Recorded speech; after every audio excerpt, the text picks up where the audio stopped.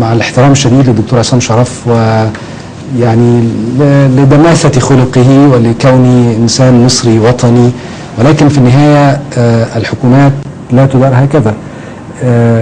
كون ان احنا يكون لدينا حكومة متراجعة إلى درجة العجز في كل مواقفها اقتصاديا وسياسيا واجتماعيا، ويكون التصور بأنها دورها في المرحلة الانتقالية التي تعد أخطر المراحل بحق هو ملء فراغ نقدر نقول وظائف وزارية أو حقائب وزارية فهذا الأمر خطأ.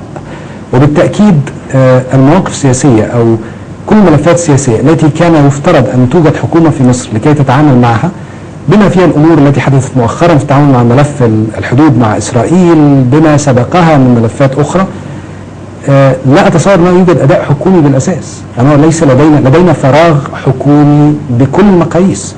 وهذا التعبير أو هذا التصريح في الحقيقة هو يعني استمرار للتأكيد على أننا لدينا فراغ حكومي.